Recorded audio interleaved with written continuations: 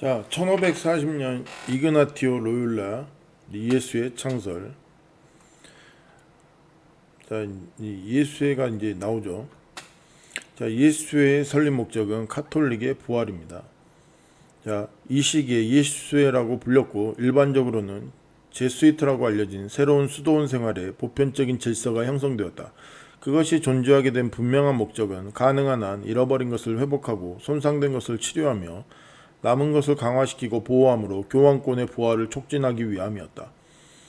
자, 종교개혁 이후에 처음으로 소집된 교황권의 대종교회의였던 트렌트 회의는 제수이트가 장악했다. 그 회합에서는 교회법을 위반했으나 어떤 교황권도 감히 그것을 논박하려 하지 않았다. 자, 예수의 교난이 이렇게 셌다는 거예요. 자, 교황권의 부활을 촉진하기 위해 했던 게 바로 이제 예수의 설립 목적이었죠. 가톨릭의 부활 목적이었습니다. 자, 전 세계에서 예수회가 저지른 만행들. 자, 누구든지 이단으로 의심을 받게 되면 그의 신분과 학문 또는 그의 평판이 어떠하든지 간에 그는 가혹하고 방심하지 않는 심판관들이 만족할 때까지 자기의 무죄를 증명해야만 했으며 그렇지 않으면 화형을 당해야만 했다. 이단적인 서적들도 발각되면 비슷하게 가혹한 법의 적용을 받아 파기되었다. 자, 이게 이제 보면 뭐 이제 이단으로 의심을 받게 되면 이게 그 사람이 어떤 사람이든 간에 관계없이 자기 무죄를 증명하려면 노력을 했어야 돼요. 근데 만약에 그렇게 하면 화형을 당해야 했다. 뭐 이단적인 서적들도 발각되면 뭐 법의 적용을 받아 가혹하게 당했죠. 뭐 보면 이게 뭐 마치 북한과 다른 바가 없죠. 영적인 일이거나 사회적인 일이거나 양면에 제수이트들이 발휘했던 파괴적인 영향력에 대한 증거는 그들이 존재한 400년 전체에 걸쳐 가톨릭 교회 자체에 의하여 그들이 해산된 횟수에 의하여 가톨릭과 비가톨릭 국가 내에서 가톨릭 백성과 대범하고 진보적인 정부들에 의하여 충분히 명백하게 나타난다. 그들은 미국을 제외하고서는 사실상 세상에 있는 모든 나라로부터 한 번이나 그 이상 어떤 나라들에서는 여러 번 추방을 당했다. 뭐 가는 나라마다 다 이런 일들을 아주 일으켰다는 거죠. 그러니까 뭐 그 나라에서 뭐 보통 뭐 어떤 나라는 뭐 여러 번까지 추방을 당했을 정도로 아주 이 악한 영향력을 저질렀다는 거죠. 자, 카톨릭이 맺은 나쁜 열매 십자군과 예수회. 자, 새롭게 생겨난 뭐 이 밖에도 많죠. 뭐 종교 재판도 있고 마녀 사냥도 있고. 새롭게 생겨난 개신교회의 개혁 세력이 스페인과 포르투갈에 상륙하기도 전에 제수이트의 체제는 그 나라들의 군주주의와 확고한 동맹을 맺게 되었다. 대포들을 갖춘 포르투갈 군대의 지원을 받은 제수이트들이 인도에 도착했을 때 성도마 그리스도인들에게는 흑암의 밤에 찾아온 셈이었다. 동방에 깜짝 놀랄 만한 제국을 건설하는 일은 포르투갈의 운명이었다. 포르투갈의 군인들에 의해 점령되었고 자체 왕권에 의해 자기 나라의 영토라고 주장되었던 그 7개 지역 사람들이 교황이 인가를 내주었던 그 행위를 거의 기억하지 못한다는 사실은 놀라운 일이다. 자, 이제 뭐죠? 이 포르투갈이 이 여러 나라를 이제 점령지 식민지를 세웠잖아요. 근데 이제 교황이 그걸 기억도 못한대. 그리고 이 식민지를 지배하면서 거기 식민지에 있는 그리스도인들이 이미 동방교회 그리스도인들이 있었어요. 근데 그런 애들을 또 박해를 내요. 자기 유럽에서 했던 행위를 거기 가서 또 하는 거지. 똑같은 행위를 저지르는 거죠. 또 하는 거죠. 자, 우리는 이러한 해외 왕국들을 정복하고 식민지 통치를 했던 포르투갈 기사들의 머리끝이 곤두서는 업적에 관하여 놀라는 반면에 그들의 광신적인 행위와 잔인함에 관하여 개탄하지 않을 수 없다. 그 일에 관하여 제이디 오르세는 이렇게 말한다. 오히려 종교적인 광신주의라고 해야 할 종교는 분발시키는 원리였으며 모든 과감한 착취와 군사행동의 주요 동기가 되었다. 그들의 전쟁은 애국적인 투쟁이라기보다는 오히려 종교적인 성전이었다. 마치 구약의 가나안 성전을 하는 것 같은 그런 일들을 막 저지릅니다. 그래서 가는 곳마다 뭐 그리스도의 사랑을 전하는 게 아니고 뭐 전쟁을 하고 사람들을 뭐 죽이고 뭐 노예로 만들고 뭐 이런 악한 행위들을 하는 거죠. 이걸 누가 했다? 예수회가 했다. 그러니까 결과적으로 뭐 가톨릭이 한 거지. 그러니까 제국주의 식민지 정책을 일으켜 놓은 게 다 가톨릭이 한 거예요. 자, 예수회는 일본에도 영향을 미쳐 임진왜란을 일으키는데 큰 원인이 되기도 하며 전직 예수회 신부 알베르토 리베라의 증언에 의하면 오늘날 활동하는 예수회 회원은 10만 명 이상이라고 한다. 예수회가 이제 일본에도 영향을 미쳤다니까요. 그게 이제 임진왜란을 일으켰죠. 우리나라하고도 관계가 없다라고 얘기할 수가 없어요. 대항해 시대를 통해서 우리나라까지 영향을 미쳤다고, 가톨릭이. 그래 우리나라도 임진왜란 때 100만 명이 희생당하잖아요. 자, 프랑스 위그노파. 지금의 이제 뭐 청교, 과거의 청교도 이제 뭐 장로교라고도 할 수 있죠. 그 조상이라고 할 수 있죠. 위그노파 성도들 박해. 근데 유럽이 이렇게 위그노파도 다 이단으로 물면서 많이 가톨릭에서 박해를 했죠. 엄청 많이 죽였어요. 엄청 학살당하고 프랑스에서. 자, 악명 높은 종교재판소, 종교재판 이렇게 하면서 사람들 모여갖고 가톨릭이 종교재판을 했다고요. 사람들을 뭐 모함해가지고 다 이단으로 몰고, 자기들 말 안 들고 자기들 마음에 안 들면 다 이단인 거지 뭐. 자, 1540년대 사형 후 거의 먹이로 던져짐. 스코틀랜드의 개혁자들. 이렇게 막 사람들 많이 죽였죠. 1540년대 스코틀랜드 조지 위샤트, 존 낙스의 동역자 사람 태워 죽이고, 1546년 런던에서 안네 에스큐 화채를 부인했다는 이유로 화형. 야, 별 이유도 아닌 거 가지고. 왜냐면 자기들인데 이게 이제 자기들 그 정체성을 부인했다 이거죠. 이제 화채서를 부인했다는 이유는 신성모독죄로 이제 여겼던 거죠. 지금 따지면 진짜 별것도 아닌 건데 그걸 가지고 사람을 태워 죽여 막.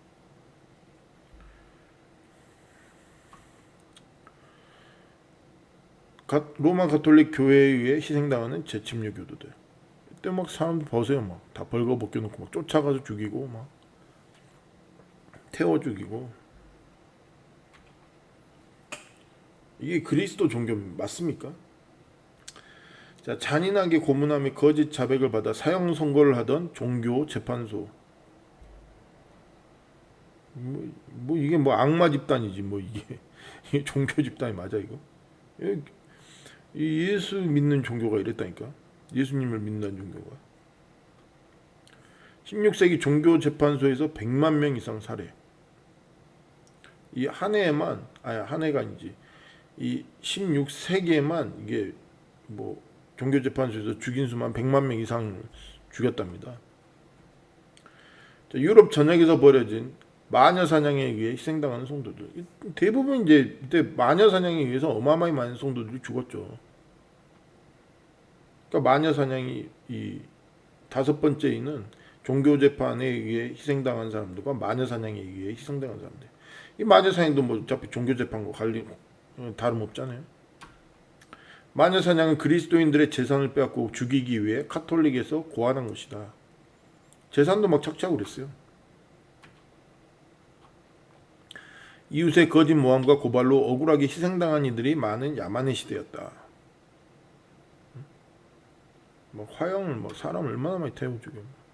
예수님께서 보여주신 꿈과 환상, 신실한 믿음 때문에 희생당한 사건도 많았다.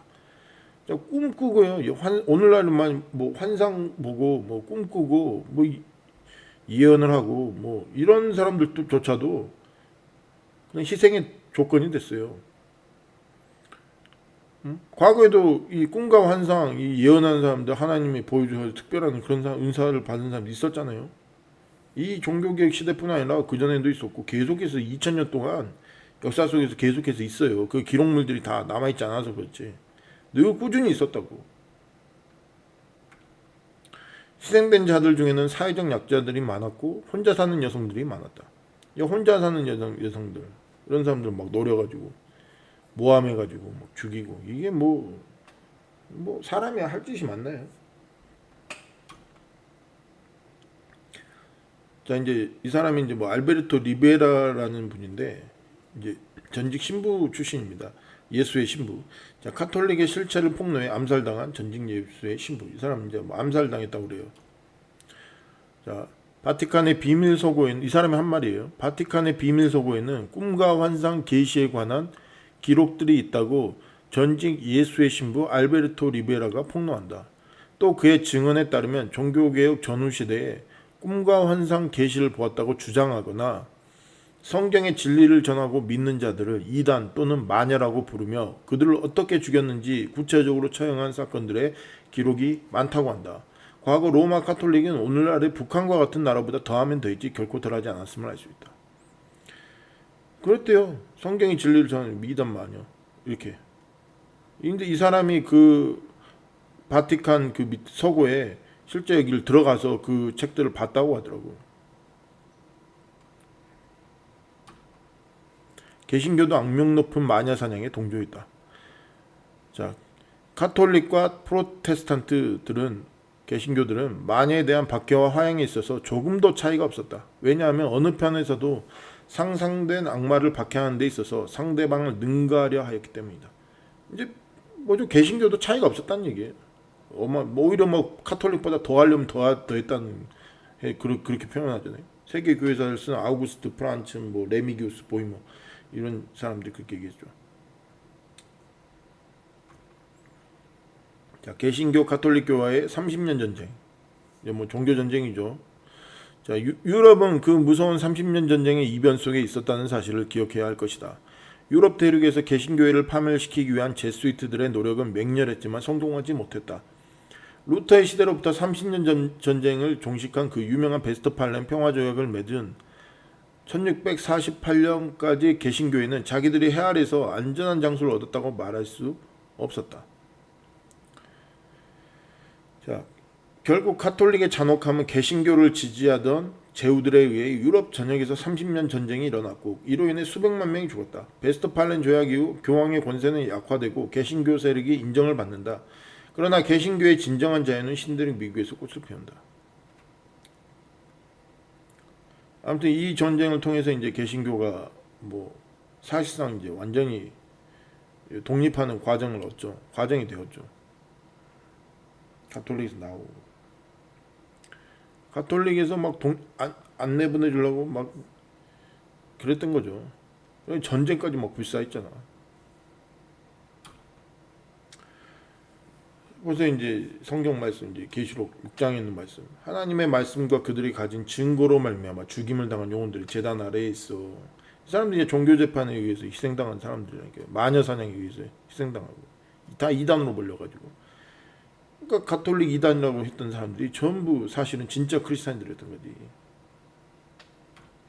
우리 피를 갚아주지 아니하시기를 어느 때까지 하시라 하나이까. 그들의 동무 종들과 형제들도 자기처럼 죽임을 당하여 그 수가 차기까지 하라. 계시록 6장 9절에서 11절에서. 자, 바벨론 카톨릭에 의해 희생된 사망자 수.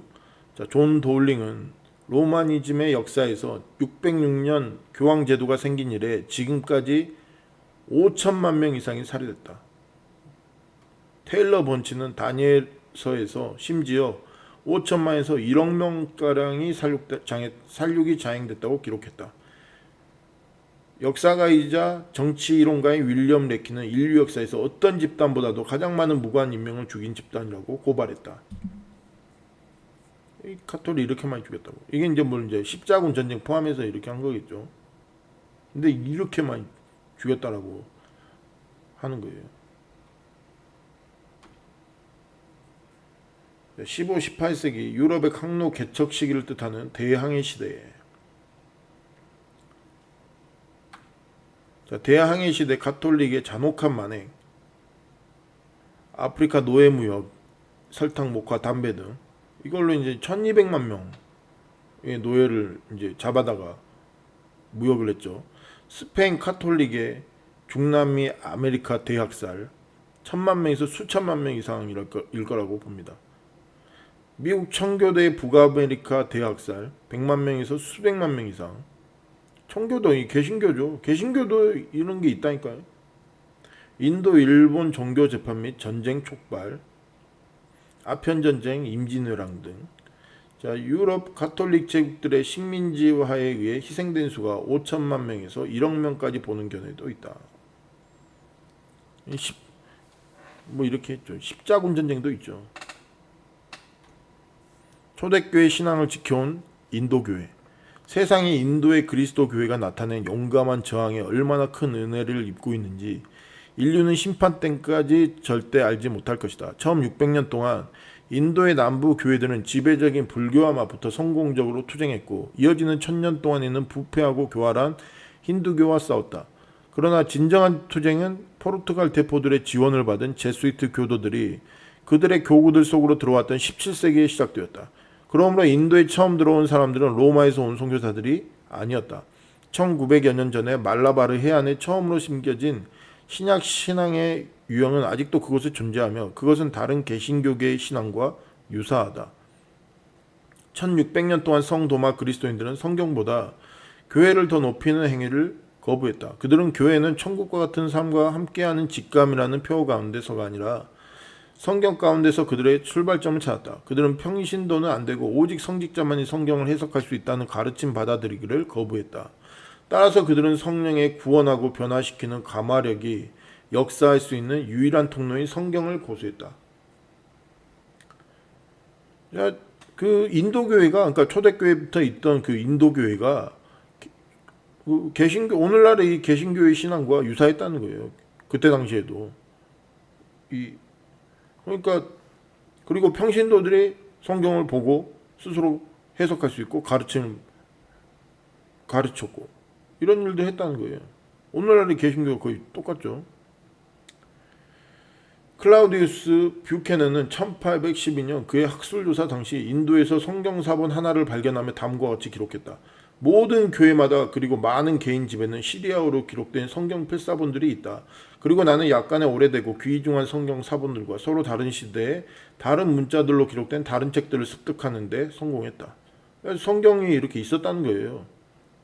성경 필사본 포함해서 뭐 시리아어로도 기록되어 있지만 아무튼 그때 사람들이 성경을 보고면서 했다 이거예요. 가르쳤다 이거예요. 올바로 가르쳤다 이거죠. 인도 고아에 세운 종교재판소. 16세기는 인도 고아에 그곳의 모든 편협과 공포를 드러낸 종교재판소가 세워졌으며 시리아 교회를 교황권의 관할 구역에 종속시키기로 결정되었을 때 그 무자비한 기관은 시리아 교회를 위협하고 바벨론으로부터 주교들이 도착하는 것을 방지하기 위하여 사용되었다. 그러한 종속 상태는 1599년에 열렸던 디암페르 종교회의로 말미암아 확정되어 거의 2세대에 걸쳐 로마의 폭정이 지속하였는데 쿠넨 크로스에서 아시리아 교회의 반항이 일어나기까지 계속되었다. 1653년 쿠넨 십자가 저항 사건. 이런 일들을 했다는 거죠. 이 카톨릭이 예수에 간 거죠. 종교재판소 세워서 그 시리아 교회들이 인도에 있던 그 원래 초대부터 있던 교회들을 받게 했다는 거예요. 거기서도 막 사람을 화형시키고 이단이라 몰고 이런 일들이 가톨릭이 저질렀다는 거죠. 그래서 결국에는 너무 폭정이 심해지니까 나중에는 이제 아시리아 교회가 반항해서 일어나는 거죠. 그때 그 현지 교회에서. 그때 많은 사람들이 죽었죠. 결과적으로 이 일을 통해서 이제 여기서 이제 벗어납니다. 인도에서 벌어진 잔혹한 종교재판. 최고의 형벌은 화형주에서 불태우는 것이었다. 만일 신약의 그리스도교를 믿던 신자가 불행하게도 자기의 단순한 신앙을 포기하고 로마 가톨릭 교회의 모든 새로운 제도들, 의식들, 성찬식 등을 받아들이지 않았다면 검은 가운을 입고 머리에는 두건을 쓴 채 공설광장으로 인도되어 최후의 희생을 치러야 하는 날이 이를 것이었다. 그들의 골고다에 도착하면 화형을 선고받은 사람들은 장작더미 위에 높이 마련된 화형주에 묶이게 될 것이었다. 그러면 2명의 제수이트가 구슬픈 어조로 회개의 권유를 외칠 것이었다. 마침내 이단 신문관의 승낙이 떨어지면 긴 막대기 끝에 달아 만든 불타는 횃불이 괴로워하는 순교자들의 얼굴에 가하여지고 그 고문은 그들의 얼굴이 까맣게 탈 때까지 계속되었다. 그런 다음 그 불꽃이 아랫부분에 적용되었고 밑에서 타오르는 불길은 점점 높이 올라가면서 그들의 신앙을 위하여 목숨을 바치는 희생자들을 태워버렸다. 이랬다니까요.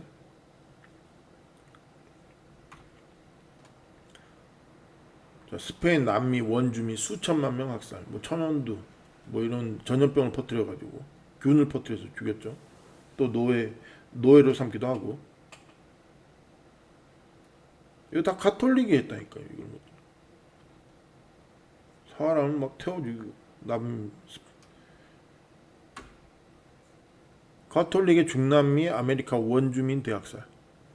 자, 천주교인들이 처음에 도착하였을 때 중미의 원주민 인구는 약 2,500만 명이었는데 침략이 시작된 후 약 100년 동안에 그 인구가 100만으로 줄었다는 백인들의 기록이 남아있다. 이는 무엇을 뜻하는가? 100년 동안에 천주교들이 최소한 2,400만 명 이상의 원주민들을 학살하였거나 죽게 만들었다는 증거이다. 또한 100년 동안에 인구 증가율을 적용 2,500만의 인구가 배로 증가할 수도 있다고 가정한다면 결과적으로 약 5천만 명 정도의 원주민들을 말살한 것이 된다. 아무튼 뭐 엄청 많이 죽였다는 건 사실이죠. 1500년도 초기에 유럽에서 온 천주교인들은 남미 페루 지방 일대에서 840에서 1350만의 원주민을 학살하였다. 그것은 그 지방 인구의 94%였다. 또 그들은 16세기 중에 중남미에서 6천에서 8천만의 원주민을 학살하였고 그 학살은 계속되었다. 어마어마하게 죽였죠. 뭐 이 통계를 뭐 그대로 다 믿을 수는 없죠. 이게 정확한지는 아닌지 알 수가 없죠. 근데 아무튼 한 가지는 분명히 어마어마하게 많은 사람을 죽였다는 것은 사실이에요. 콜럼버스의 식민지 폭정. 신대륙 탐험가 크리스토퍼 콜럼버스가 식민지에서 폭정을 펼쳤음을 보여주는 자료들이 스페인에서 공개됐다고 AFP 통신이 14일 보도했다. 스페인 국립문서도서관 보관소에서 발견된 자료에는 1492년 콜럼버스가 현재의 도미니카 공화국 일대를 정복한 뒤 얼마나 잔인무도한 행동을 했는지 보여주는 23건의 증언이 담겨있다. 증언에는 그가 자신에게 낮은 계층 출신이라고 말한 한 여성의 혀를 자르고 발가벗긴 채 당나귀에 태워 길거리에 끌려다니게 했다. 또 재판 없이 형벌을 내렸으며 식민지 개척자들에게 물자를 공급하지 않았다. 토착 원주민들을 노예로 부리기 위해 세례도 허락하지 않았다고 기록은 전하고 있다.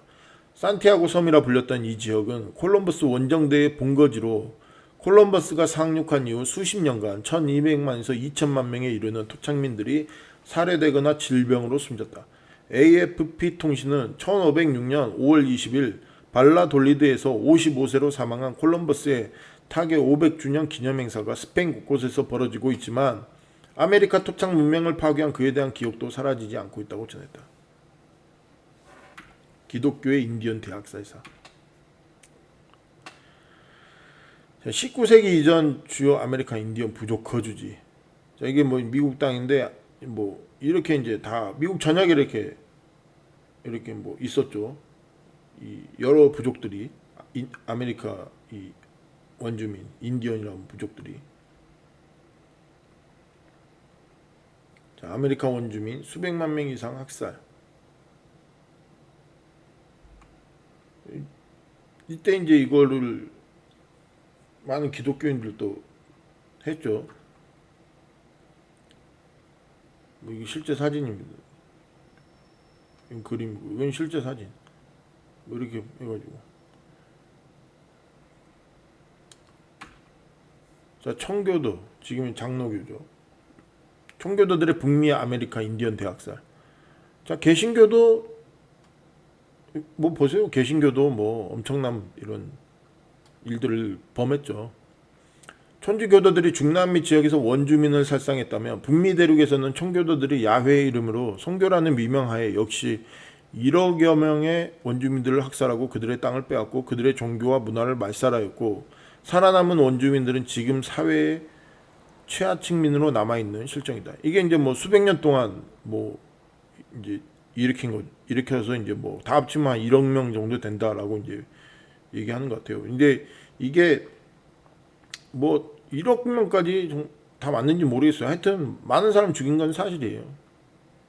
나왔네. 350년 동안이라고. 자, 결국 천주교도나 개신교도나 잔인한 침략, 약탈자 근성에 있어서는 피차 일반인 셈이다. 그리고 콜럼버스가 은혜를 원수로 갚았듯이 청교도들 역시 처음에 북미 대륙에 정착하여 어려웠던 당시 원주민들에게서 많은 도움을 받았으나 그들의 세력이 커지자 도리어 원주민들을 무차별 살상하는 악마로 돌변하였으니 그 점에서도 똑같다고 할 수 있다.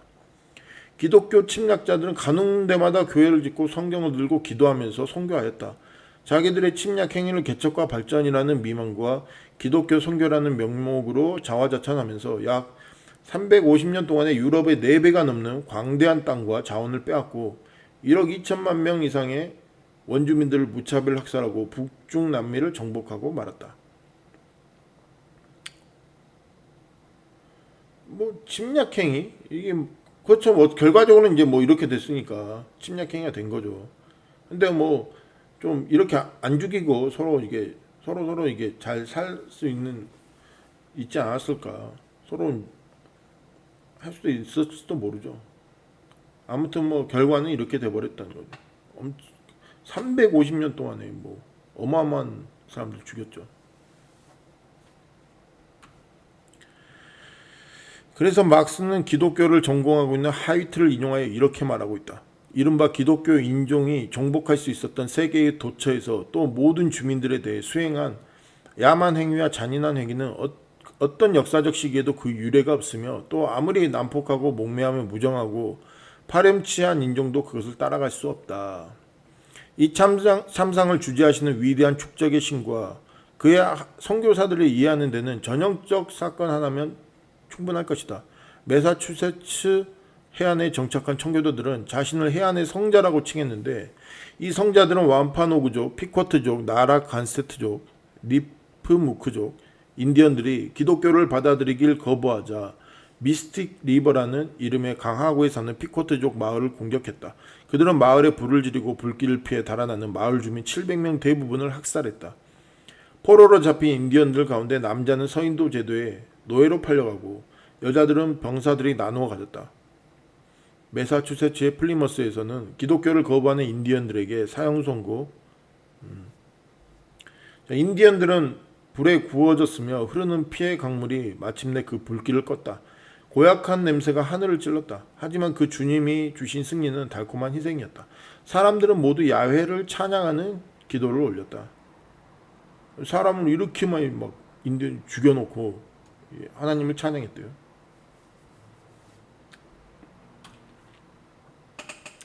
보스턴에 거주하고 있던 청교도들은 광활한 농토를 차지하려는 욕심으로 월등한 무력을 앞세워 인디언들을 내몰았고 뉴 잉글랜드 지역에 거주하고 있던 피쿼트 부족도 모두 살육당했다. 청교도 목사들의 지시를 받은 청교도들은 1637년 피쿼트족에 대하여 날조된 살인 혐의를 씌워 전쟁을 벌였던 것이다. 그리고 일부 살아남은 인디언들을 노예 상인들에게 팔아버리고 거의 대부분의 뉴 잉글랜드 인디언 지역을 차지하였다. 전쟁과 학살 부끄러운 미국.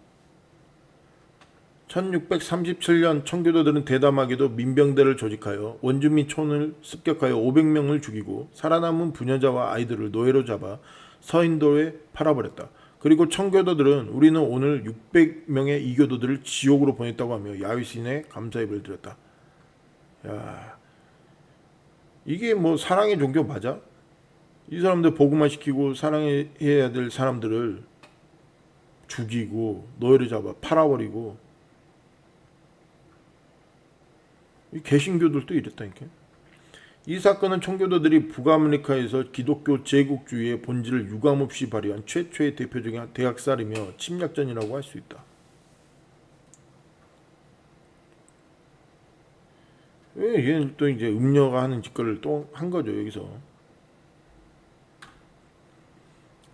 청교도들은 원주민의 토지에 대한 개념을 알고 있었으므로 그것을 악용하여 비교적 간단하게 원주민의 토지를 빼앗았다.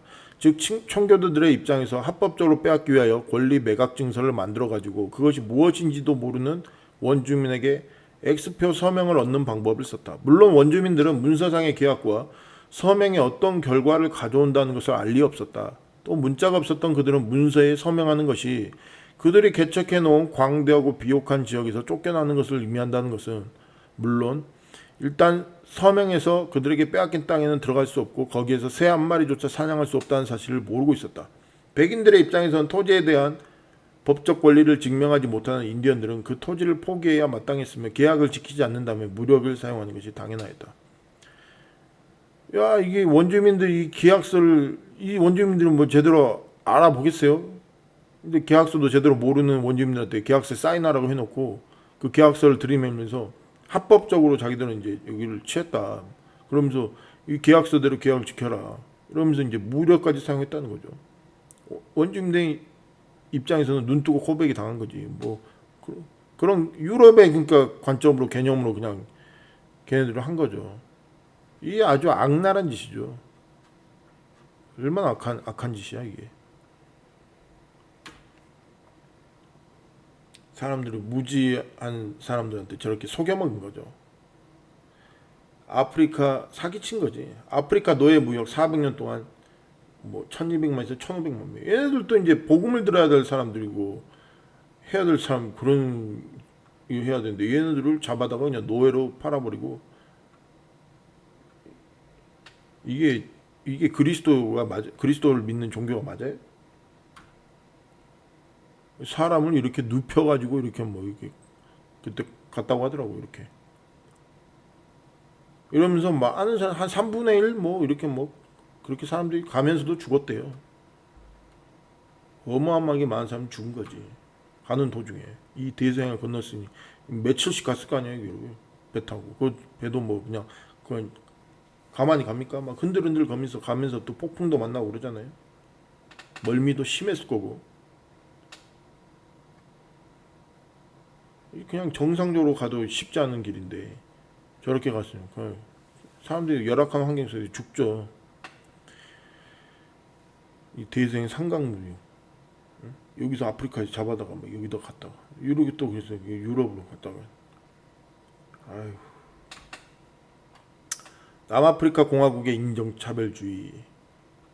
남아프리카 공화국은 인종분리정책인 아파르트헤이트를 1948년부터 1994년까지 시행했다. 이 정책의 주요 내용은 백인과 인도인, 혼혈인, 흑인 등 인종을 계급화하고 계층에 따라 거주지와 개인 재산 소유, 경제적 활동 등 모든 사회적 행위를 제한하는 것이었다.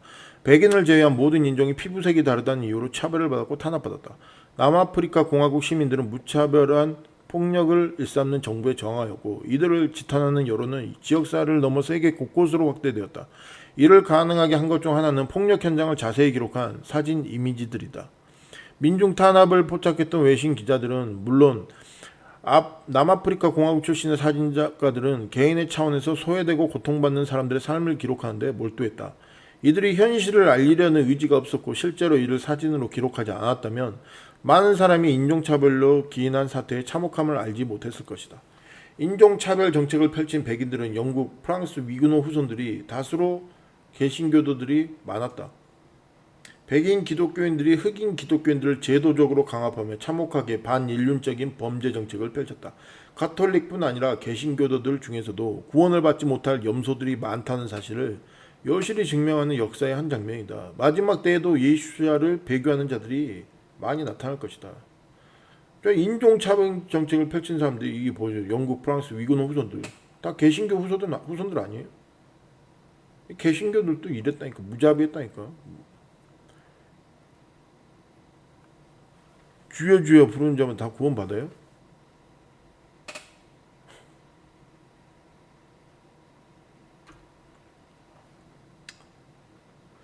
자, 임진왜란, 자, 대항해 시대, 일본 통일 전국 시대에 일어났다. 자, 임진왜란 시대, 자 우리나라에도 이제 동방 그리스도인이 있었다 그랬잖아요. 고려 시대 때도. 그래서 여기 이제 뭐 가톨릭교 비밀문서당 바티칸 수장교 650년간 보존된 내용. 1377년 교황 요한 22세가 고려 충수광에 보낸 편지. 고려 시대 이전부터 소수의 그리스도인이 존재하고 있었다. 오늘날의 세계 교회사는 다시 써야 한다. 근데 이제 이런 조선 시대 때 이런 기록이나 고려 시대도 이런 동방 그리스도인에 대한 존재가 기록이 안 나오죠. 뭔가 이상하다 이거죠. 역사 뭐 조작이 있었던지 왜곡이 있었다는 얘기죠. 왜 그리스도인에 대해서 동방 그리스도인에 대한 어떤 그런 기록, 경교에 대한 기록이 안 나올 수가 없죠. 말이 안 돼 이거. 자, 조선과 명을 정복하려 침공한 외나라. 1547년 7월 일본 큐슈에 상륙한 예수의 신부 프란시스 사베르의 전도를 받고 카톨릭을 허용한 일본 최고 지도자였던 오다 노부나가의 후계자로 일본을 통일한 도요토미 히데요시는 예수의 신부들을 만나 명과 조선을 정복하여 전역에 교회당을 세우고 그들 백성들을 천주교인으로 만들겠다고 호언장담하며 1592년 임진왜란을 일으켰다. 이때 히데요시의 조선 정벌을 부추긴 이가 가톨릭 신자이며 선봉장에 선 고니시 유키나가이다. 가톨릭의 막강한 자본력과 조총 등을 지원받은 일본은, 그러니까 포르투갈 가톨릭 1592년 4월 부산 앞바다에 상륙한다. 이 고니시 유키나가가 이 사람 가톨릭 신자였어요. 근데 이 사람이 임진왜란 때 선봉장에 섰던 장군이에요. 그리고 이 사람 군대가 다 가톨릭 군대였어요. 가톨릭 믿는 사람들로 구성된 군대였다고. 예수 믿는다는 애들이 그렇게 했다고요. 고니시 유키나가의 선봉대 1만 8천 명의 대부분은 키리스탄으로 구성되었다.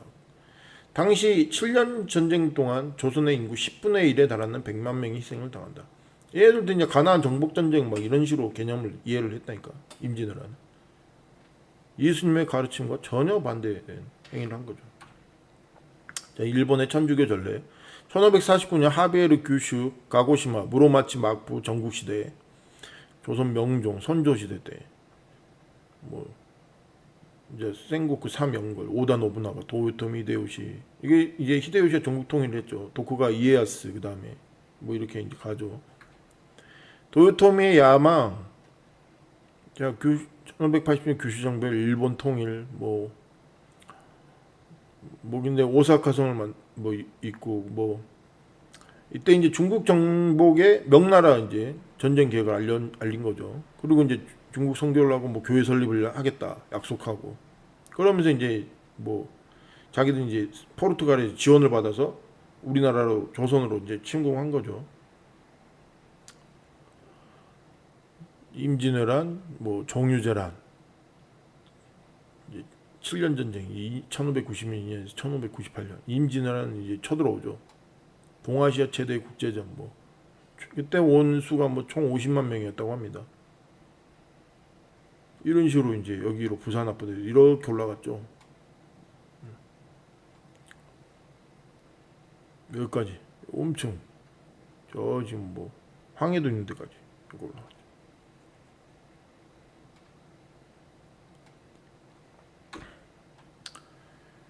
임진왜란 서군 총사령관 십자가를 들고 전쟁터에 선 사무라이. 그때 뭐 이제 사무라이들이 이제 가톨릭 신자들이 많았는데 뭐 십자가를 들고 막 전쟁에 참여했어요. 조선군을 무찌르고 있는 고니시 장군 군대. 잘 보라, 붉은 십자가 군기를 앞세워 주님의 군대임을 당당히 밝히고 깊은 신앙심으로 조선군을 무찌르고 있다. 가는 곳마다 대성을 거두셨다. 주님의 군대라고 당당히 밝혔대. 뭐 예수님의 군대라고. 십자가, 여기 뭐 깃발 있잖아요. 자기는 가톨릭 군대다. 임진왜란 왜적 속에 가톨릭 신부들 참가. 이거 가톨릭 표식이에요. 십자가 이것도. 이거 보세요. 십자가. 임진왜란은 동아시아판 십자군 전쟁. 와서 그냥 남의 나라 와가지고 부산에 와가지고 막 닥치는 대로 사람 죽였다니까.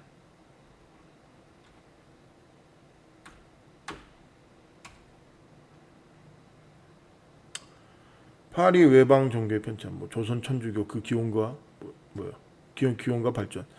일본군이 조선에 머무는 동안 많은 포로를 붙잡았는데 그들은 일본의 노예로 끌려가게 되었다. 그들 가운데 여럿이 복음을 듣고 입교했고 17세기 초 박해가 일어났을 때 그들의 일본 교우들과 예수 그리스도를 고백하는 영광을 함께 나누는 큰 영예를 누렸다. 그들의 삶과 순교는 일본교회에 속하는 것이 사실이다. 그렇지만 그 태생을 따졌을 때 그들은 조선교회의 시초라 할 수 있다. 그들 중 9명은 비오 9세에 의해 1867년에 시복된 205인의 명단에 올라있다. 그때 이제 어쨌든 저쨌든 임진왜란 때 조선 백성들 중에 그 복음을 듣게 된 사람도 있었어요.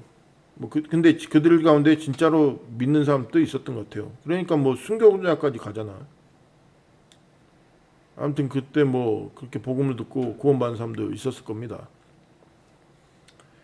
조선시대 때도 그러니까 임진왜란 경우에 통해서 복음을 듣게 됐다는 거죠.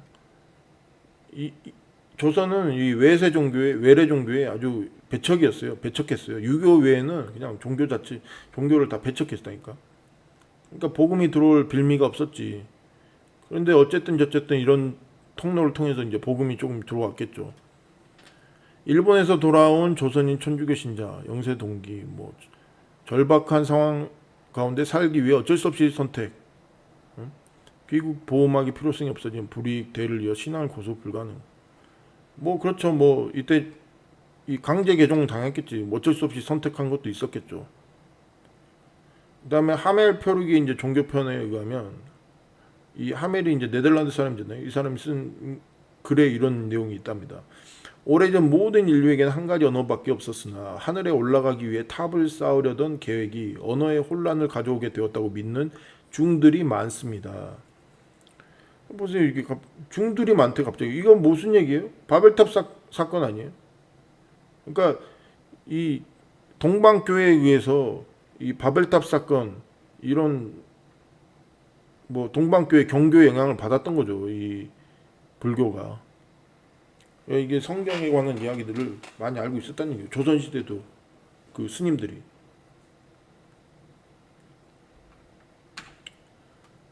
그러니까 조선에도 그리스도인들이 있었다고 봐야 돼요. 조선 그리스도교 전사, 뭐 첫째 외란 초기 천주교 신자인 일본 영주 죽어가는 어린이 200명에게 세례를 베풀었다. 그다음에 임진왜란 때 포로가 된 권 비센테라는 조선 소년 일본으로 끌려가 1592년 12월에 세례를 받았다. 마카오 북경 일본 나가사키 뭐 이렇게 복음을 전하러 다녔다고 하더라고요. 여행 다니면서 나가사키에서 순교를 했어요. 셋째, 임진왜란 때 일본으로 끌려간 조선인들 중 수천 명이 세례를 받았다. 자, 1593년 세스페데스 예수의 신비 조선 입국, 네, 뭐 조선 정교 계획, 뭐 1566년에 뭐 이렇게 복음이 그래도 어쨌든 저쨌든 이러면서 복음이 조금은 전해졌어요. 천주교리서, 자 1579년 예수의 미겔 루지엘이 마카오 도착 교리서, 천주실록,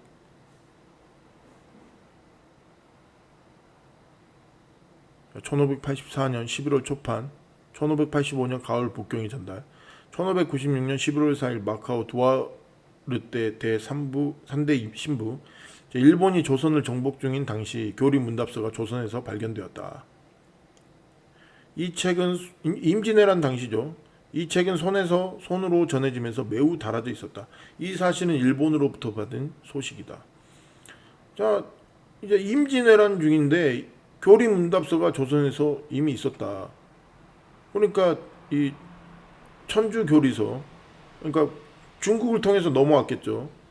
일본이 이제 복음을 뭐 전했다고 그랬잖아요. 임진왜란 때. 근데 그 이전부터 그러니까 이미 어느 정도는 들어와 있었을 거라고 보는 거죠. 있었다고 봐야죠. 교리 문답서가 조선에서 발견됐다. 매우 달아져 있었다. 많은 사람들이 그걸 봤다는 거 아니에요. 그냥 믿는 사람들이 있었다니까. 조선시대에도. 조선에도 그리스도인이 임진왜란 이전에도 있었다고 봐야 돼요. 있었으니까.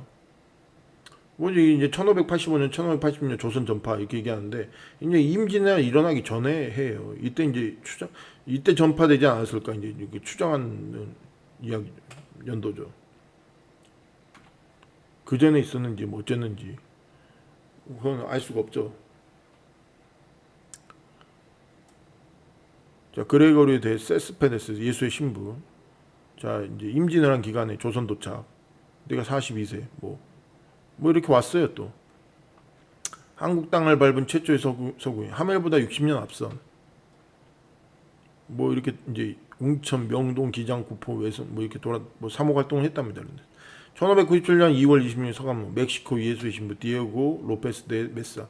자, 하느님의 뜻에 따라 꼬레아 왕국에 갔었는데 일본인들이 한국인과 벌이고 있는 전쟁에 나가 있는 2천여 명의 천주교도 병사들의 고백 성사를 듣고 도와주기 위해서였으며 그곳에서 1년간 머물러 있었습니다.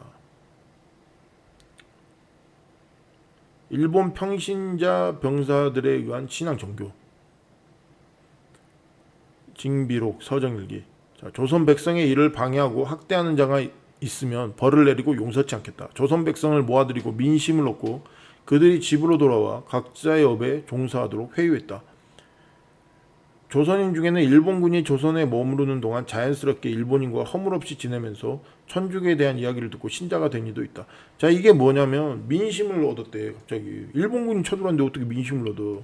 근데 뭐냐면 이게 무슨 내용이냐면 당시 이게 노비들, 노예들 이게 억압받던 이제 양반 위에 신분이 높은 층이 아니고 신분 낮은 층에서는 이 일본군의 오히려 정복을 환영했던 사람도 있었다는 얘기예요.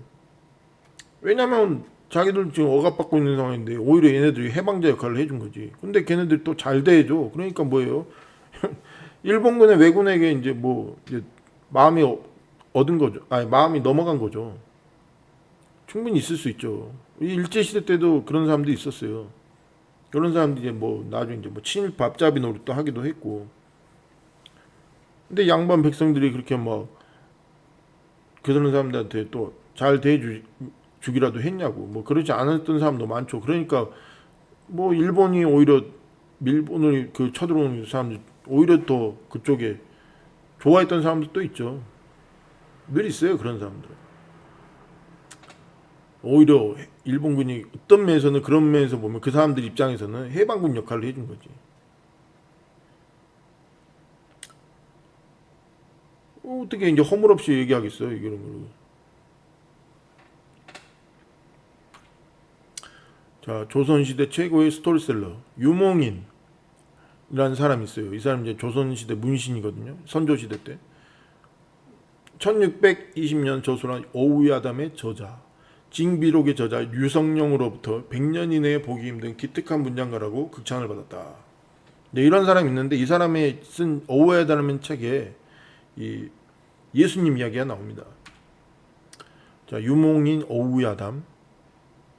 자, 천축의 서쪽 구라파 유럽이죠. 하나의 도가 있어 길에 달. 여기 이제 천주교입니다. 카톨릭. 이제 이게 뭐 이 한자가 이제 카톨릭을 뭐 이렇게 표현한 거죠. 유교도 불교도 성교도 아니고 별도로 하나의 갈래. 이제 기독교죠. 이제 아닌 거죠. 천존의 상을 만들어 놓고 받들어 섬기며 이게 이제 뭐 십자가 예수님 상징을 이제 상을 만들어 놓고 섬기죠. 이제 그걸 얘기하는 겁니다. 천주교 가면 지금도 있잖아요. 이런 거. 우리 기독교도 뭐 십자가는 쓰잖아요. 석가 노자 유교는 배척하여 마치 원수처럼 적대시 우리의 도를 많이 인용하여 말하면서도 큰 뿌리는 현격히 다르다. 불교에 대해서는 윤회설을 심히 배척하지만 천당과 지옥은 있다고 말한다. 자, 그렇죠. 이제 카톨릭이니까. 자, 어우야담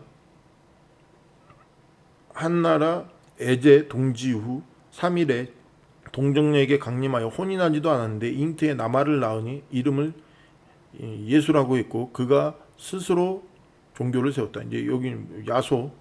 일본은 저 예수님 이야기죠. 근데 한나라 뭐 이게 애제 시대 동지 후 3일에 동정녀 강림하여 혼인하지도 않았는데 잉태에 남아를 낳으니 종교를 세웠다. 기독교를 세운 거죠. 일본은 예로부터 석가를 숭배하고 섬겼는데 기레달교가 일본에 들어오자 석가를 배척하고 요망한 것으로 여겼다. 부처를 믿는 자를 용납하지 않아서 침을 뱉어 마치 진흙이나 찌꺼기처럼 여겼다. 지난날 평행장 고니시 유키나가 평행장 이 도를 존중하였다고 하는데 유독 우리나라에만 알려지지 않았다. 허균이 중국에 이르러 교지 12장을 얻어왔다. 그 말이 매우 이치가 있으나 천당과 지옥이 있다고 하며 혼인하지 않는 것을 옳다고 여기니 어찌 세상을 미혹하게 하는 죄를 면할 수 있으리요. 자, 허균이 이제 교지라는 거 이건 이제 뭐 찬양집 또 뭐 이제 성경 교리 문답집 뭐 이런 것들 얘기하는 거예요. 그러니까 하나님과 관계, 예수님과 관계된 걸 이런 걸 12장을 얻어왔다는 거예요. 그러니까 허균이라는 사람은 예수님을 알았죠, 이 양반도. 이 평행장이 이제 이 고니시 유키나가 그 임진왜란 선봉장에 있었던 그 장군입니다. 이 사람도 카톨릭 신자라고 했잖아요. 자, 조선 필요인 조선으로 쇠환. 일본 귀화 쇠환을 원했으나 일본의 고의적인 방해 부족한 노동력 기능공 뭐 일본인과 결혼 남편이 나왔네. 자연스럽게 일본인으로 동화 어린 나이 포로. 일본군으로 편입되어 전쟁에 재투입. 뭐 노예 동남아시아 인도 유럽 우리나라 이제 이제 조선으로 이제 아니 조선에서 잡아다가 이제 일본으로 데리고 갔다는 사람 중에 일본 귀화된 사람도 있고 또 노예로 팔린 사람도 있어요. 또 일본군으로 또 이 편입돼서 임진왜란 때 이제 군인으로 참전한 사람도 있었다는 거예요. 조선 필요인의 천주교 개종 1593년 오무라에서 조선인 포로 200여 명이 세례. 예수의 부관구장 페드로 고메스 오무라로 보낸 조선인 도주구의 도움. 나가사키의 새로운 개종자 성탄절에 신부들이 여러 집들을 방문 100여 명에게 세례. 그들 대부분이 조선인 포로들이었다. 1594년 부관구장 고메스 신부는 교리를 조선어로 요약하고 기도서를 번역했다. 이러한 사업은 성과를 거두어 이해 2,000명 이상의 조선인들 세례. 임진왜란 때 이런 일을 했죠. 1596년 12월 3일 나가사키에서 보낸 편지. 프로이스 신부 아쿠아비바 총장. 금년 이곳 나가사키의 많은 조선인 포로들이 신앙교육, 남녀 어린이까지 합해 1,300명이 넘으며 그들 중 대부분은 2년 전에 이미 세례. 올해는 첫 고해성사를 받을 예정. 그들은 기쁨으로 가득 차 세례를 받았으며 이제는 카톨릭 신자가 된 것을 알고 위안을 받고 있습니다. 그들은 기꺼이 고해성사를 받는데 대부분의 사람들은 빨리 일본어를 습득하여 고해성사 때도 통역이 거의 필요치 않습니다. 이렇게 이제 조선인들 중에 이렇게 이제 가톨릭 신자가 됐던 사람들이 있었습니다. 1596년 12월 3일 나가사키에서 보낸 편지. 프로이스 인부의 사쿠아비 총장. 자, 1596년 부활절 성금요일 4월 10일 저녁 성담 근처 시끄러운 소리. 문 밖의 사람들이 무릎을 꿇고 매우 공손하게 대답했다. 신부님 놀라지 마십시오. 우리들은 조선인들이며 포로. 그래서 어제 행렬에는 참가할 수 없었습니다. 그러나 하나님의 자비와 저희들 죄의 용서를 위해 이렇게 모여왔습니다. 많은 피가 흘러내렸고 그들의 이야기를 듣고 그들이 행한 고행을 본 사람들은 감동하며 눈물을 멈출 수가 없었습니다. 그들은 이해심이 많고 진지하며 행동, 일본인에 뒤떨어지는 데가 없음. 주님께서는 이번 전쟁을 계기로 조선인들에게 첫 열매를 맺게 하신 것. 만약 조선에 복음이 전파된다면 조선은 용이하게 신앙을 받아들이고 또한 조선 전역에 신앙이 전파될 것. 전쟁을 계기로 어쨌든 저쨌든 복음을 듣게 된 사람도 있긴 있었죠. 이때 만약에 임진왜란에 우리가 완전히 다 넘어갔다면 카톨릭화 됐겠죠. 우리나라 완전히. 최초의 조선인 성당 1610년 나가사키 성 로렌조 성당. 이게 조선인 최초 성당이랍니다. 일본에 있어요. 나가사키. 임진왜란 끝나고 이제 세워진 거죠. 일본에서 벌어진 예수의 만행. 16세기의 가톨릭은 단지 교황권이나 로마 가톨릭의 형태로 일본에 들어왔다. 그들이 불순하고 거짓 원칙들과 부패한 남부 유럽의 악습들이나 구체화한 미신들에 젖어 있긴 했지만 포르투갈의 가톨릭은 역사 시대 가운데 알려진 대로는 도덕적, 지성적, 물질적으로 최악의 상태에 놓인 일본을 대면하게 되었다. 전쟁을 그들의 소명으로 여겼던 군인과 같은 불교 승려들 앞에서 가톨릭 선교사들은 차라리 그들의 옳지 못한 모본을 피하고 평화의 왕의 발자취만을 따를 수 있었다면 더 좋았겠지만 그들은 그렇게 하지 않았다. 일본도 만만치 않았어요. 이 도덕적으로 이게 부패한 당시 이 시대 상황이 그랬다고요. 전쟁은 소명적인 불교 승려들도 있었고 이런 애들이 이제 임진왜란으로 넘어온 거죠. 그리피스는 일본에서 했던 제수이트들의 활동에 관해 다음과 같이 증언한다. 전 지역의 그리스도인들이 되라는 명령이 내렸다. 스님들, 불교 승려들은 추방되거나 죽임을 당했고 개종의 수단으로 설교뿐만 아니라 불과 칼이 사용되었다. 일본에서 이런 명이 내려졌대요. 전 지역에 이제 카톨릭인이 되라는 명령이 내려졌다. 그러니까 이때 불교 승려들이 동의할 수 없으니까 그때 이제 저항하다가 많은 사람들이 죽고 이런 일들이 있었다는 거예요. 일본에서. 임진왜란이 일어나기 전입니다. 이게. 인도와 일본, 조선에서도 카톨릭의 강제 개종이 있었다는 사실을 알 수 있다. 물론 모두는 아닐 것이라고 본다. 이때 이제 도요토미 히데요시가 명을 허락했겠죠. 그러니까 이제 전 지역에 그리스도인이 되라는 명령이 내려졌겠죠. 자, 자, 1597년 2월 도요토미 히데요시는 도요토미 히데요시인가? 하여튼 오다 노부나가인가? 하여튼 뭐 그랬다는 거예요. 도요토미 히데요시는 전쟁 패배의 국면 전환을 위한 희생양으로 가톨릭 교도들을 교토에서 나가사키로 이송시켜 십자가형에 처했다. 자, 이제 임진왜란이 패배하고 나서 이게 도요토미 씨가 여기다 이제 희생양을 삼은 거죠. 화가 났던 거죠. 이 처형이 260년 동안 박해의 서곡이었다. 1611년 임진왜란 패전 후 예수회를 경험한 에도 막부 도쿠가와 이에야스는 카톨릭을 위험하다고 여겼다. 그렇게 5만 명이나 되는 카톨릭 교도들을 학살한다. 그 중에는 밝혀진 조선인만 50명이 있었다. 5만 명은 이제 카톨릭을 죽여요. 근데 이렇게 막 엄청나게. 이게 진짜 믿음의 사람들도 어쨌든 저쨌든 죽음을 각오하면서 이렇게 믿었던 그리스도인들이 있었죠. 일본에도. 가톨릭 밖에는 1637년에 시마바라의 난에서 절정을 이루었다. 이 난은 고니시 유키나가의 가신 마스다 요시츠키 외에 6명의 낭인들이 주축이 되어 3만여 명의 농민들이 나가사키의 시마바라에서 골기한 일본 최대의 농민 반란이었다. 농민들 대부분이 가톨릭 교도들이었다. 3개월 동안 에도 막부의 연합군대 13만 명에 대항하다가 전원이 사살되고 말았다. 그 일본에서는 기리스탄들이 존재할 수 없었다. 그들은 1876년 일본에서 종교의 자유가 있기 전까지 숨어 살아야 했다. 이들을 뭐 이제 잠복 그리스도인 뭐 그렇게 얘기하잖아요.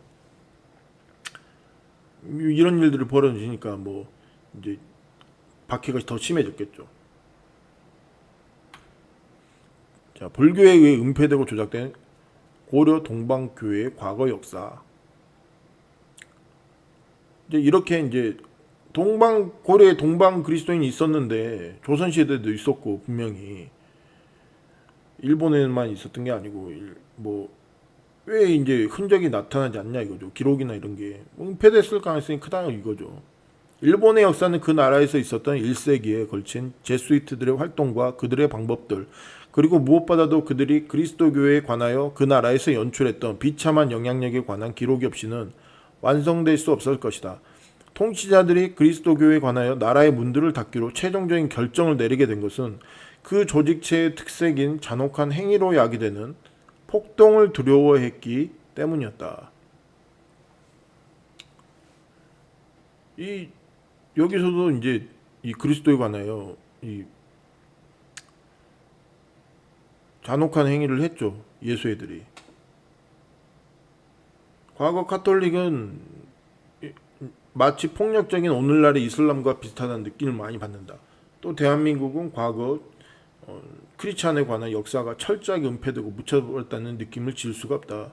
어디서 어떻게 왜 동방교회 역사의 기록이 없을까? 동방교회가 사라진 이유는 불교와의 동화정치의 원인이 가장 크다. 그렇죠. 근데 아무튼 이 카톨릭의 영향도 좀 있지 않을까 뭐 그런 생각도 해봅니다.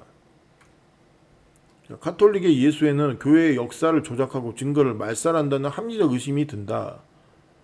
그렇죠. 어디 가든 막 이렇게 박해를 하고 했으니까 뭐 증거도 말살하고 이렇게 했겠죠.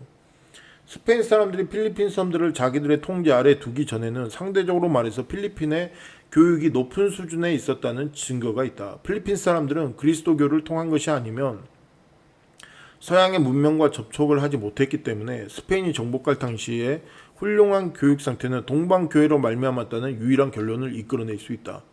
그러나 그 섬들이 스페인 사람들에게 점령된 후에 그들의 상태는 어떻게 되었던가? 블레어와 로버트슨의 글을 인용해 보기로 하자. 확실히 단언할 수 있는 것은 읽기와 쓰기에 관한 지식이 일반적인 유럽 사회에서보다 필리핀 내에서 대체로 더 널리 보급되었다면 우리는 그 섬들 내에 글을 읽을 수 있는 사람들은 비교적 더 많은 데 비하여 세상의 어떤 다른 공동체보다도 순전히 종교적인 관심사 외에는 읽을 거리가 더 적다는 이상한 결과를 가지게 된다. 같은 저자들은 부원하기를 모든 목록 가운데서 성경의 부분들에 대한 번역본이 없다는 것은 이상한 사실이라고 하였다.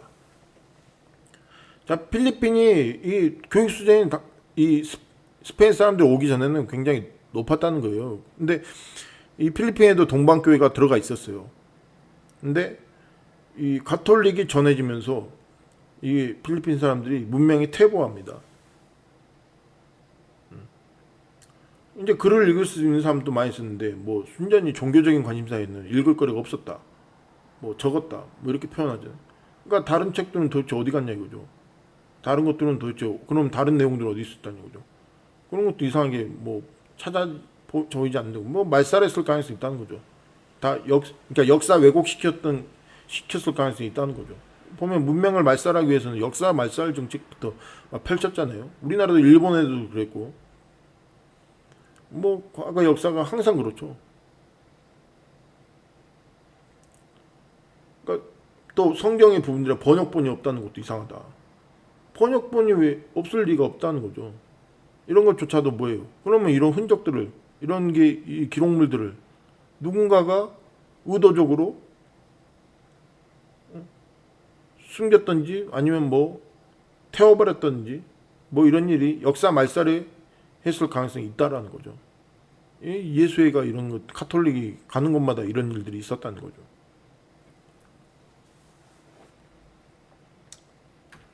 일본 교회의 복음화율이 1% 미만인 이유. 일본 교회는 250년 동안 박해의 역사를 견디며 신앙을 지켰지만 복음화율이 낮아 오늘날까지 미전도 종족이라고 불리고 있다.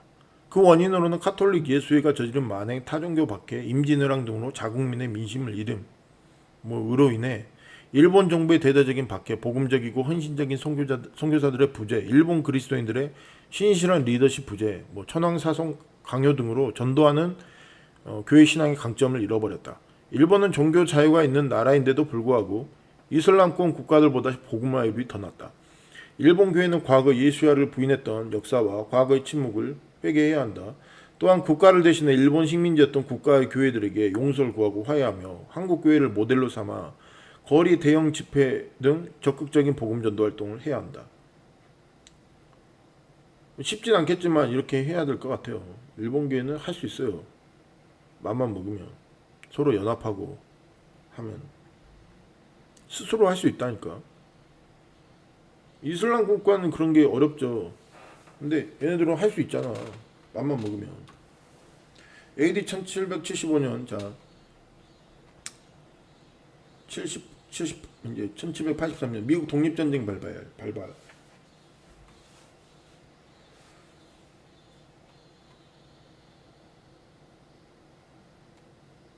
자, 왜 갑자기 이걸로 넘어가지? 자, 이때 이제 미국 독립전쟁이 발발했죠. 근데 이제 1789년 프랑스 대혁명이 일어나고 1789년 나폴레옹 쿠데타 성공 후 종교의 자유 선포하고 교황체제 몰라. 아, 그렇지. 이제 그러니까 이 미국 독립이 이 영국에서 독립을 한 거잖아요. 근데 이제 독립전쟁 하면서 미국에서 또다시 이제 카톨릭이 이제 그 영국과 이제 유럽이 영향을 미치면서 또 한번 카톨릭화 되려고 했어요. 미국을 카톨릭화 시키려고 했어요. 그때 이제 미국은 이제 카톨릭화가 될 수가 없잖아. 그래서 뭐예요? 그런 영향력도 있었습니다. 그래서 미국이 독립전쟁을 일으킨 거예요. 그래서 결과적으로 유럽에서 벗어납니다. 영국의 식민지에서 완전히 벗어나고 그러면서 뭐예요? 카톨릭에서 완전히 독립해요. 이것도 카톨릭과 연관이 있어요. 미국 독립전쟁도.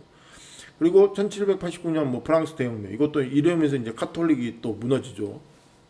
이제 서민들이 일어나면서 이 왕정 체제를 무너뜨리고 나중에 이제 교황 체제도 무너지죠. 이 프랑스 대혁명이.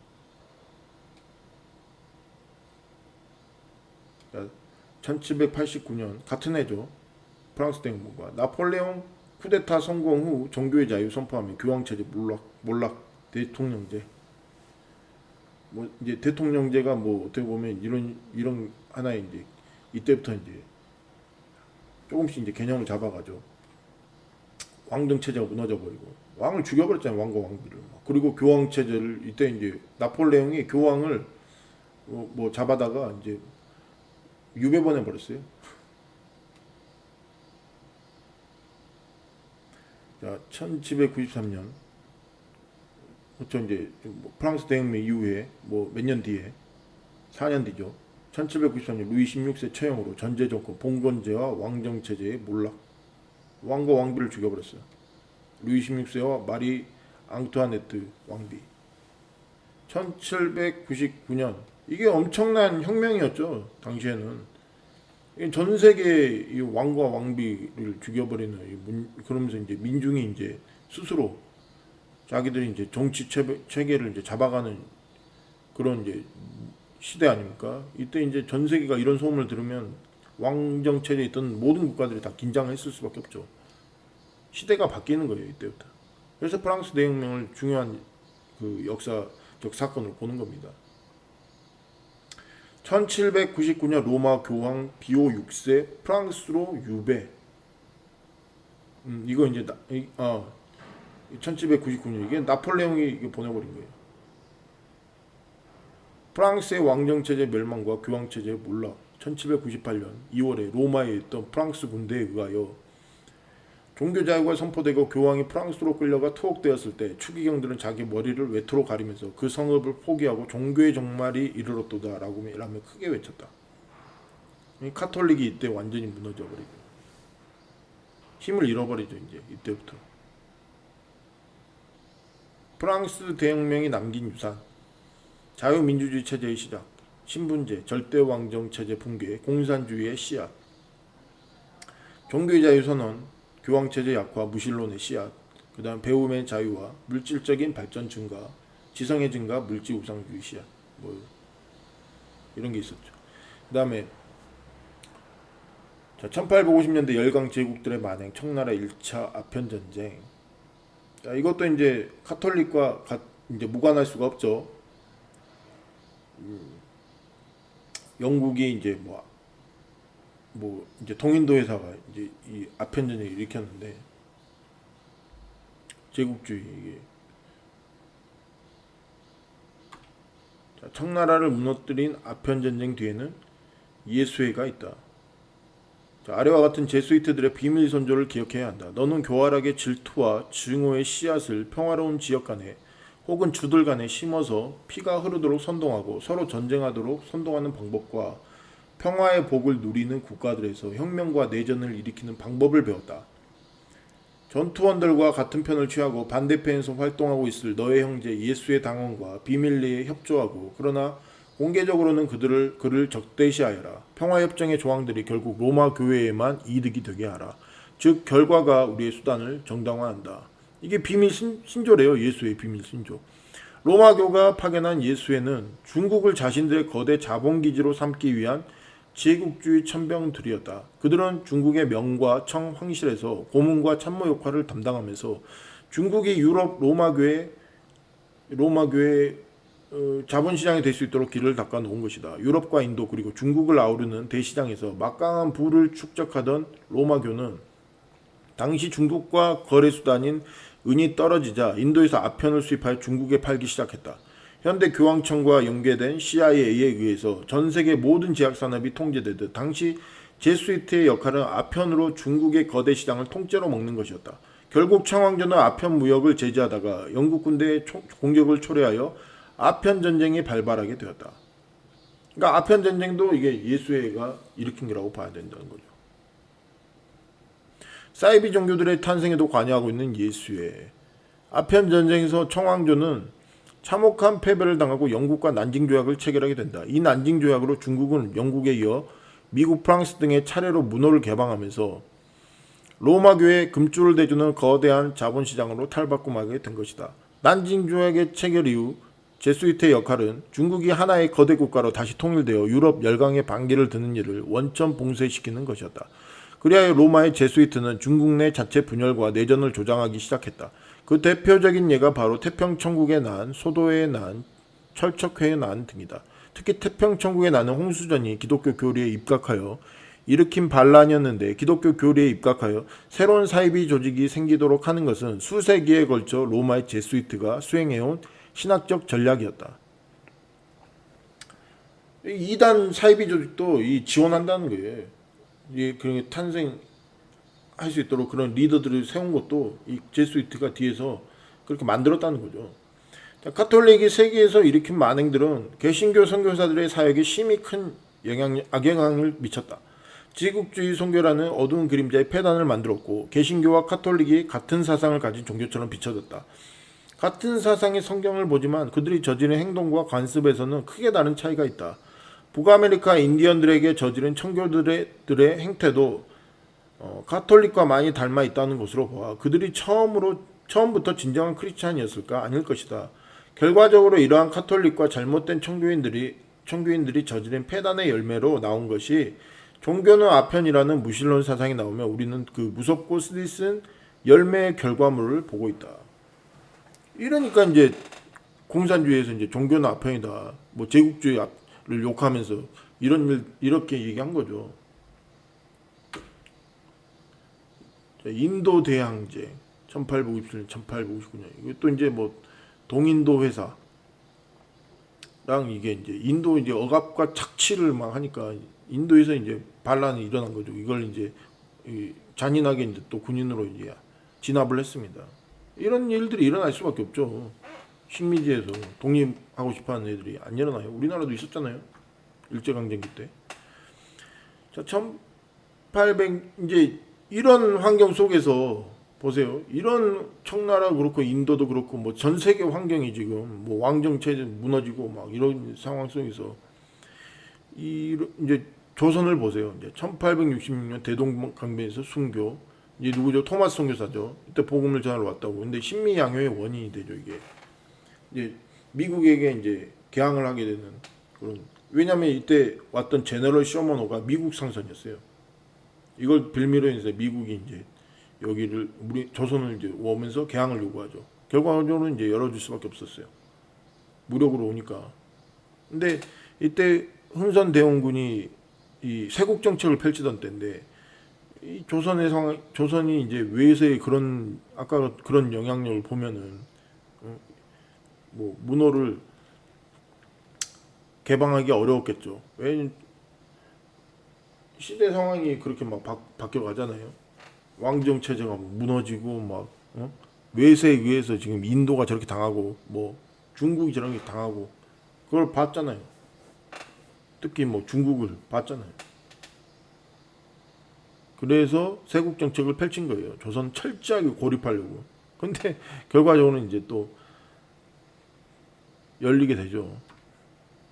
그러면서 이제 기독교도 막 박해하고 그것 때문에 이제 천주교를 이제 박해를 엄청 심하게 한 거예요. 외세에 의해서 막 중국이 당하는 거 막 보고 막 저런 거 보면서 그래서 위험한 종교로 봤죠. 가톨릭을.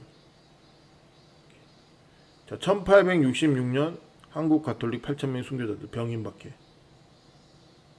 아무튼 뭐 그런 정치적인 상황에 의해서 이 가톨릭이 당한 것도 있어요. 근데 어쨌든 저쨌든 이 가톨릭 때 이때 이 믿음을 지키면서 순교했던 사람들 이때 가톨릭 신자들은 진짜였을 가능성이 커요. 진짜라고 봐야지. 뭐 목숨까지 막 던져가면서 예수님 믿었다고. 지금의 가톨릭과는 많이 다르다고. 서양 세력과 합세하여 국가 전복을 꾀한 위험 세력으로 분류하고 흥선 대원군이 세국 정책을 펼친 이유이기도 하다. 그렇죠. 가톨릭 천주교 주요 박해 뭐 1791년에도 있었고 신해 박해, 신유 박해 뭐 이때 뭐 정약종 300명 이상 순교 뭐 정약용 형이죠. 기해 박해 뭐 1839년, 병호 박해 1846년, 뭐 병인 박해 최대 규모 박해 수천 명 순교 프랑스 신부 포함 1866년 이때가 이제 토마스 선교사가 왔었던 해죠. 가톨릭 내에도 구원받을 하나님의 사람들은 항상 있다. 그러니까 있다니까요. 예. 내 백성아 거기서 나와라. 가톨릭 내에도 구원받을 사람들이 있다. 자, 1940년대 폴란드 바르샤바 개토 격리구역 유대 크리스찬들 5,000명 존재. 이때 이제 가톨릭 애들이에요. 이제 가톨릭 분들이에요. 여기도 5,000명 존재.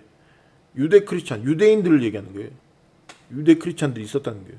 근데 이분들도 이 개토에서 격리구역에서 여기서 자기들끼리 모여서 막 예배드리고 그랬어요. 스스로. 이 사람들도 이제 나치에 의해서 이제 학살을 당했죠. 근데 유대인들 중에서도 이렇게 진짜 신앙인들이 있었다고요. 동유럽계 유대인 25만 명 나치에 의해 학살. 이 동유럽계 이제 크리스찬 유대인이에요. 25만 명이나 있었답니다. 나치에 의해서 학살당했다. 크리스찬 유대인들이. 이때 대부분 이제 카톨릭 교도들이죠. 이분들도. 그러니까 내 백성아 나와라. 카톨릭 교대 안에 카톨릭 안에도 있다니까요. 하나님의 사람들이 구원받을 하나님의 사람들이 유대인들도 있었다니까요. 자, 하늘로부터 또 다른 음성이 나서 이르되 내 백성아 너희는 그녀에게서 나와 그녀의 죄들을 참여하는 자가 되지 말고 그녀가 받을 재앙들을 받지 말라. 계시록 18장 4절. 내 백성 누가 하나님의 백성들 그리스도인들을 얘기하죠. 종교개혁 시기와 최근 중남미, 브라질 등 카톨릭 신자들이 이제 개신교로 수백만 명이 개종했다. 이게 최근에 뭐 계속해서 일어나는 일이에요. 카톨릭에서 이제 개신교로 개종한 사람들 엄청나게 많이 개종하고 있습니다. 뭐 이제 깨달으니까 나오는 거지. 카톨릭이 이제 거짓 종교라는 게 이제 드러나니까 이 생각 있고 의식 있는 애들은 이제 나오는 거죠. 거기서 1950년 6.25 전쟁 시기에 기독교인들이 공산당에 의해 가장 많이 순교를 당했다. 한국 전쟁 당시에 많이 죽었어요. 그리스도인들이 믿음 지키다가 이 김일성이가 뭐 교회를 박해를 엄청나게 했다고 많이 죽었어요. 진짜로. 공산당에게 학살당한 한국교회 크리스찬들. 이때 그래서 이제 북한에서 이제 핍박을 받던 사람들이 남한으로 많이 내려왔죠. 한국전쟁 때. 그분들께서 남한에서 이제 교회를 세우고. 그래서 공산당의 위험성을 가장 잘 아는 사람들이죠. 그분들이. 세계 크리스찬들 박해 증가. 이게 증가하고 있죠. 세계는. 세계 기독교 박해 순위가 1위가 북한이야. 북한. 아무튼 뭐 아프가니스탄, 소말리아 뭐 이렇게 기타 등도 있고 이슬람 국가들이죠. 그 다음에 이렇게 이제 아무튼 많은 사람들이 많은 나라들이 있습니다. 미전도 종족 국가들, 그다음 순교하는 교회, 선교하는 북한 교회, 북한 강제 수용소 현장. 보면 막 어린 아이들도 있어요. 막 얘들을 막 얼마 잔인해. 자, 힌두교에 박해받는 인도교의 성도들. 이렇게 정말 이게 지금도 우리가 모르는 곳에서 알지 못하는 곳에서 이렇게 이름도 없이 뜻도 없이 이렇게 순교하는 사람들이 있습니다. 그리스도인들이. 공산당에 박해받는 중국교회 성도들. 정부에 의해 철거당하는 중국교회. 시진핑이 엄청 박해하고 있잖아요. 자, 이슬람교회 크리스찬 박해 증가, 아프가니스탄, 시리아, 이라크는 뭐 IS 막 이런 애들 이슬람에서 또 죽어가는 성도들 많이 있습니다. 이슬람에도 크리스찬들 많아요. 이게 근데 그 위험한 상황 근데서 자기 신앙을 지킨다니까요. 엄청나다니까. 목숨까지 막 걸어가면서 복음을 막 믿음을 지켜요. 유대교도들의 박해 중에도 늘어나는 이스라엘 메시아닉 유대인들. 유대인들 중에서도 이렇게 믿는 사람들이 늘어나고 있습니다. 아주 작은 소수지만 일어나고 있어요. 유대인들한테도 복음을 증거해야 되니까. 아프리카 이제 뭐 이게 무장단체에게 학살당한 나이지리아 크리스찬들. 이 아프리카 무장단체가 누구냐? 이슬람 단체들이에요. 다 보코하람 이런 애들. 이 기독교 마을만 막 찾아다니면서 이렇게 많이 죽인다고 하더라고요. 세상에 이런 일들이 막 일어나고 있다니까요. 자, 현재 60여 개국에서 2억 5천만 명이 박해를 당하고 있으며 1년 평균 16만 명이 신앙 때문에 죽어가고 있다. 이제 뭐 IS에서 이제 이집트 콥트교인들 이렇게 잡아다가 죽이는 거 아니에요? 이때 21명인데 한 명도 부인 안 했어요. 예수님은. 예수님 부인하면 살려주겠다 그랬는데 한 명도 부인 안 하고 다 목 잘려 죽임을 당합니다. 이분들이 뭐 이단이라고 뭐 콥트교회를 이렇게 얘기하는 사람들이 있는데 아니라니까. 콥트교회도 삼위일체 교리를 인정하고요. 얘는 또 이 이슬람의 2000년 동안 이게 초대교회부터 있었는데 콥트교회 그 세운 사람이 누구냐면 그 초대 수장이 누구냐면 이제 마가예요. 마가. 우리가 아는 마가복음 쓴 마가, 그 마가를 이제 그 초대 자기들 수장으로 보는데, 이제 이 사람들은 어쨌든 처음에는 뭐 단속론을 주장했는지 모르겠는데 삼일체를 이제 인정 안 하고 뭐 그랬다고 하잖아요. 그래서 가톨릭에서 이단이라고 했는데, 뭐 어쨌든 저쨌든 그때는 어쨌는지 몰라도 아니라, 지금은 아니라니까. 그리고 이분들이 진짜 믿음을 지키는 크리스찬이잖아요. 여러분과 저라면은 이게 그렇게, 이 사람들이 죽음 가운데서 이렇게 신앙을 살려주겠다는데 칼을 들이대면서 한다면 이게 끝까지 그 죽음까지 갈 수 있겠어요? 그렇게 가야죠. 근데 이런 사람들이 뭐 콥트 교회를 어떻게 이단이라고 보냐고. 이단이 아니라니까. 조금 이게 고대부터 그 종교 예배 형식이나 이런 게 이제 우리가 좀 개신교가 보기에는 좀 낯서니까 뭐 그렇게 보일 수 있겠죠. 물론 지금 개신교에 비하면 약간 좀 뭐 폐쇄적이고 좀 다른 거 뭔가 형식적이고 이런 건 있겠죠. 종교적 의식이나 이런 거 차이는 있죠. 아무튼 콥트교도도 이단은 아니다. 근데 이렇게 목숨 걸고 그들을 신앙을 지킨다니까요. 이슬람에서도 얘네들은 천 몇백 년 동안, 그 1400년 동안 이슬람 가운데서도 이게 버텨내면서 신앙을 꾸준히 이어왔잖아요. 이집트에서. 그리고 지금 콥트 교인들이 뭐 거의 공식적으로는 이제 1000만 명이라고 하는데 비공식적으로는 3000만 명까지 얘기를 합니다.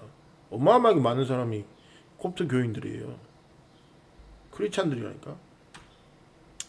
근대 선교 활동으로 20세기에만 2600만 명이 순교했고 21세기 현재까지 전 세계 순교자 수 7천만에서 1억 명까지 추산한다.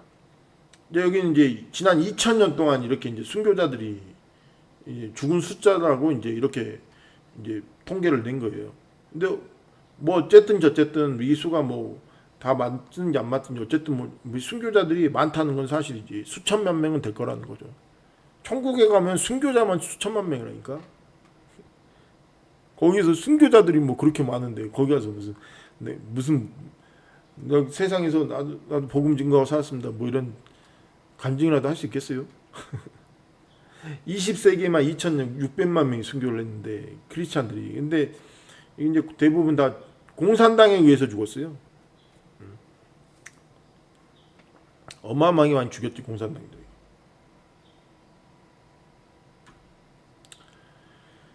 자, 21세기는 모든 민족들에게 미움을 받고 거짓 대언자가 일어나며 불법이 성행함으로 많은 사랑이 식어지는 시대이다. 마태복음 24장 9절에 14절. 자, 모든 민족들에게 미움을 받아. 자, 크리스찬들이 물론 미움을 받는 것도 있겠지만 이 크리스찬들이 모든 민족에게 미움을 받나요? 그런 건 아니지. 그런데 이제 뭐죠? 모든 민족들이 미움을 받는 사람들의 특징이 이게 유대인들이에요. 유대인들. 크리스찬 유대인들. 왜냐면 이 나치 시대에 이 20세기죠. 이때 모든 민족에서 이 공통적으로 미움을 받았던 사람들이 유대인들이에요. 그러니까 유대 크리스찬들이도 당연히 미움을 받았겠지. 그리고 보세요. 거짓 대언자가 일어나면 거짓 선지자들. 이단들이 이때 뭐 한국에서도 포함해서 어마어마하게 많이 일어나죠. 중국에서도 이단들이 있고 한국에도 있고 이단들이 미국에도 있죠. 엄청 이게 이 기독교 국가들에서 또 이게 뭐 중국에서도 기독교인들 많잖아요. 그 와중에서도 이제 이단들이 일어난다고. 이 잘못된 종교들, 이 기독교의 이단들이 일어난다고. 그런 사람들 막 일어난다고. 불법이 성행함으로 이제 21세기에도 일어나고 있는 현재죠. 지금도 불법이 성행함으로 많은 사람이 사랑이 식어지는 시대이다. 지금 시대가 이제 사랑이 식어져가는 시대죠. 근데 그 와중에 뭐가 있어요? 복음이 증거되죠. 세계 선교. 복음이 증거되지 않는 곳에도 꾸준히 복음이 증거되고 있다. 그게 하나님 하신 역사죠. 그게 뭐죠? 이제 선교사들이 하는 거죠. 믿음의 사람들이, 교회들이 하는 거죠. 이 왕국 복음이 온 세상에 전파되고 모든 민족의 증거가 될 것이며 그때가 끝이 올 것입니다. 마태복음 24장 14절 말씀. 이거예요, 이거. 이 상황 가운데서도 복음이 증거가 된다는 거죠. 누가 이거 그냥 뭐 복음이 막 그냥 전해지나? 그런 순종하는 사람들을 통해서 되는 거죠. 선교사들 또 그런 믿음의 교회들이 순종하면서 미전도 종족 가운데 복음이 전파되지 않은 곳 가운데 복음을 전하는 거죠. 자, 이 시대의 크리스천들 어떻게 살아야 될까? 이렇게 살아야 돼요. 이렇게. 그러니까 미전도 종족 선교, 복음 전도 이런 삶을 살아야 되는 거죠. 선교하는 삶을 살아야 되는 거죠. 자, 오늘 강의 참 길었는데 끝까지 시청해 주셔서 감사합니다. 다음에 뵙겠습니다.